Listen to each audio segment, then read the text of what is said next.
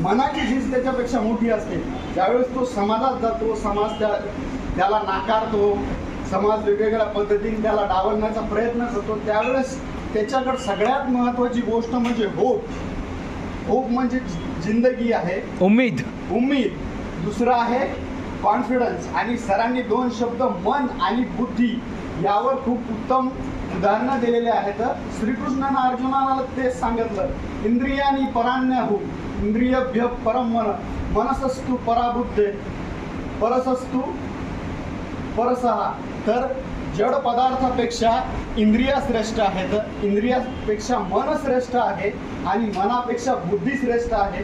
त्यामुळे मन आणि बुद्धी याचा योग्य संतुलन करून स्वतःचे इंद्रिय नियंत्रित ठेवणारा माणूस सर्वोत्तम असतो आणि तो सगळं काही करू शकतो.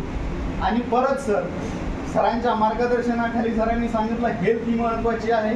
तर मुक्ताईमध्ये आल्याच्या नंतर आमच्या सगळ्यांची हेल्थ ही सुधारणा झाली. सर, ज्यावेळेस मी इथे ॲडमिट झालो होतो 2 दिवस मी विड्रॉलमध्ये होतो, मला काहीच कळत नव्हतं. पण slowly I got better and better. त्यानंतर सरांनी सांगितलं, आता सरांनी तर स्पीच दिलेलं आहे, तसंच श्रीकृष्णानं अर्जुनाला शेवटी सांगितलं होतं की सर्व धर्मान परित्यज्य मामेकम शरणम व्रज अहम त्वा सर्व पापेभ्यो मोक्षयिष्यामि मा शुच.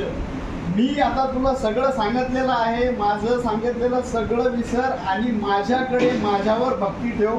मी सांगितलेले जे शब्द आहेत ते ध्यानात ठेव आणि माझ्यासाठी हे धर्मयुद्ध कर. त्यावेळेस सर अर्जुनानं श्रीकृष्णाला वचन दिलं होतं, सर करिष्य वचनम तवा. आणि आज तुम्ही जे वचन आम्हाला बोललेले आहेत त्याचं आम्ही 100% पालन करू. आणि मी परत म्हणतो सर, करिष्य वचनम तवा. थँक्यू. धन्यवाद सर, धन्यवाद.